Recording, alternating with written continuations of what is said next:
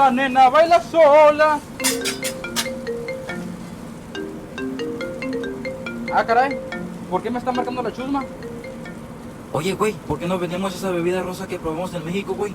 ¿Cuál, de qué hablas? Esa bebida, güey, que tiene color de marrano. Ah, bueno, veré lo que puedo hacer. Mira, en México es muy común. Vas a cualquier esquina y ahí está. Pero aquí en Estados Unidos ni la conocen. Y si la conocen sabe a puro jarabe. Y por esa misma razón empezamos a vender aquí en Taquería Chapala. Con fresa de verdad. Cremosa, fría y con sabor a México. Y ya está lista. Ven por la tuya. Nada más no le digas a tu tía la chismosa porque le dice a todo el mundo. Y ya no vas a tener tiempo de venir a probarla.